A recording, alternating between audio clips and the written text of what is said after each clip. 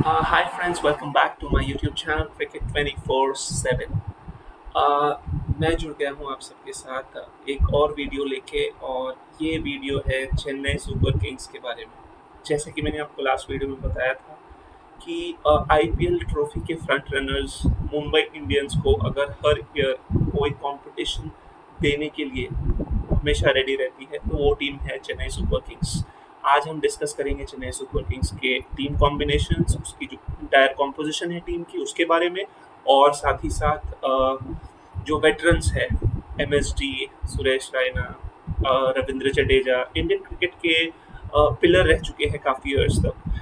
तो ये वेटरन्स जब फीचर करेंगे इस ईयर के आईपीएल में तो इनकी जो एक कॉमन गोल है ट्रॉफी को पाने की, उसके बारे में बात करेंगे। प्लस जो फॉरेन प्लेयर्स है सीएसके के ऑक्शन में उन्होंने कैसा किया है, परफॉर्म कैसा किया है, वो सारा रिव्यू करने वाले हम इस वीडियो में। सो प्लीज़ इस चैनल को सब्सक्राइब कीजिए और वीडियो को प्लीज़ लाइक कर दें and hit the bell icon. So let's get started friends. सबसे पहले हम एक बार जो चेन्नई सुपर किंग्स की कॉम्पोजिशन है टीम की उसके ऊपर एक नजर डालते हैं।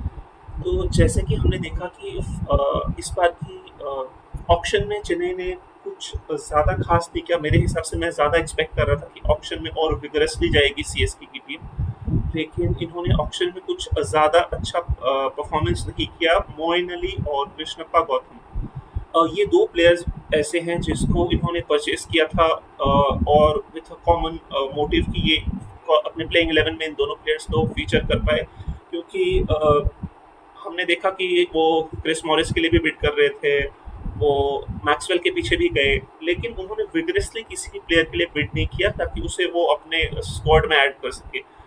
तो सबसे एक इम्पोर्टेंट चीज़ जो इस कॉम्पोजिशन में हम देख पा रहे हैं फ्रेंड्स कि इसके जो फॉरेन प्लेयर्स हैं, ड्वेन ब्रावो, सैम करन, लुंगिंगिरी और इमरान ताहिर, जॉश हेजलवुड, मोइन अली, अगर हम दूसरे स्क्वाड्स के फॉरेन प्लेयर्स के कॉम्बिनेशंस को देखें वो बहुत ज़्यादा स्ट्रांग लगती है। हालांकि कुछ क्वालिटी प्लेयर्स इस स्क्वाड में भी है डेफिनेटली, लेकिन कहीं ना कहीं वो जो एक थ्रेट होता है, इम्पैक्ट होता है फॉरेन प्लेयर्स के प्रेजेंस का, वो हमें इस स्क्वाड में उतना हैविली नहीं दिख रहा है फ्रेंड्स। और इस वजह से जो डिपेंडेंसी आ जाती है वो इंडियन प्लेयर्स के ऊपर आ जाती है। और हमारे veteran MSD, obviously the Indian fans are crazy about MSD, so am I, even I am a MSD fan. So MSD के ऊपर उनका फॉर्म क्या है, सुरेश रैना है उनका फॉर्म क्या है, ये दो बहुत ही की फैक्टर्स हैं जिस जो सीएसके की परफॉर्मेंस इस ईयर की आईपीएल में डिटरमाइन करने वाली है। अगर ये दोनों प्लेयर्स फॉर्म में रहेंगे तो CSK can really do well in this years IPL. और हमें ऑब्वियसली हम अगर पिछले 2018 के आईपीएल को देखें तो सीएसके को सभी ने ऑलमोस्ट राइट ऑफ कर दिया था कि इस टीम में बहुत सारे सीनियर एडिशंस हो गए थे और we were calling it a senior citizen team. और हमने सबने देखा कि क्या हुआ उस आईपीएल में। CSK turned out to be the victorious side, the winners of IPL 2018। So, likewise, friends, CSK is a team that we can never write off. उसे राइट ऑफ तो बिल्कुल भी नहीं किया जा सकता। और वो एक ऐसी साइड है जो हमेशा ही बाउंस बैक करने के लिए बहुत फेमस रही है। तो एक बार स्क्वाड को फिर से हम चेक करते हैं। इस स्क्वाड में some quality players, Ruturaj Gaikwad जो last year towards the end of the IPL बहुत ही प्रॉमिसिंग लगे थे। लास्ट ईयर की परफॉर्मेंस सीएसके की बहुत ज़्यादा disappointing, like one of the most disappointing performances of CSK in the entire IPL history. So they will definitely look to bounce back. And अगर हम कॉम्बिनेशंस एक बार चेक करें कि कौन सी प्लेइंग 11 की तरफ अगर हम सेलेक्ट करें प्लेइंग 11 सीएसके स्क्वाड की, तो मेरे हिसाब से ऋतुराज गायकवाड को एक और मौका दिया जाएगा because of his promising performances towards the end of previous years IPL. तो मेरे हिसाब से ये ओपनर आ सकते हैं along with Faf du Plessis. Faf du Plessis is known for his consistency, बहुत ज़्यादा कंसिस्टेंट रहते हैं थ्रू आउट द सीजन। तो डेफिनेटली उनको एक मौका दिया जाएगा टॉप ऑफ द ऑर्डर में।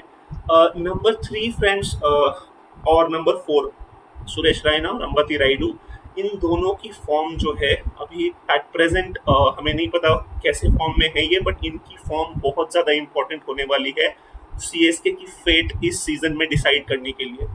बिकॉज अगर ये फॉर्म में रहते हैं तो that is going to be a huge plus for CSK. और अगर सुरेश रैना फॉर्म में नहीं रहते हैं तो इस सीजन में भी हम देख सकते हैं कि CSK can face problems in the middle order.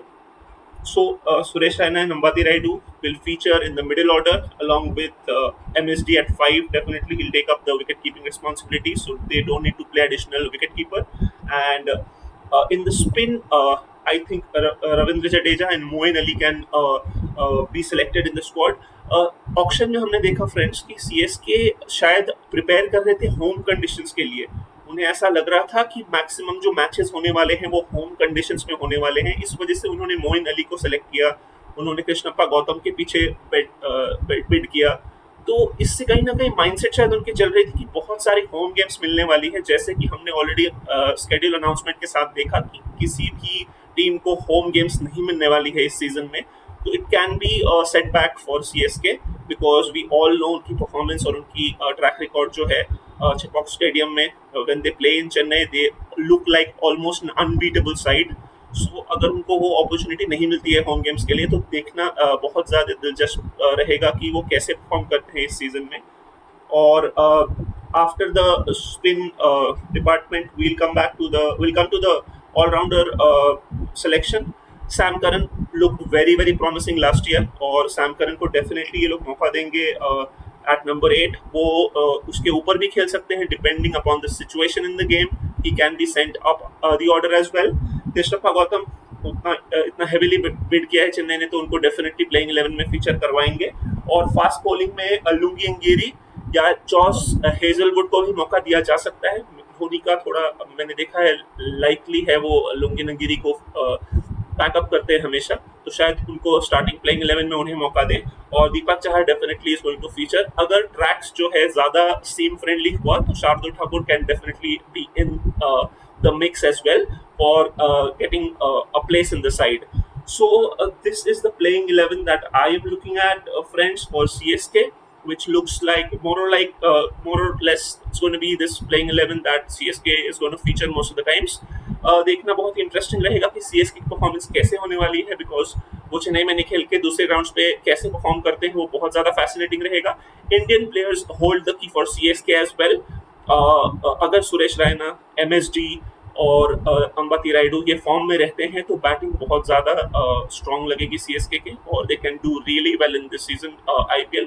So the one thing that I can definitely look forward to or the fans can look forward to is how this team is going to bounce back, because last season में ये बहुत ज़्यादा disappointed हो गए अपने performance से और वो bounce back करने के लिए जाने जाते हैं CSK squad.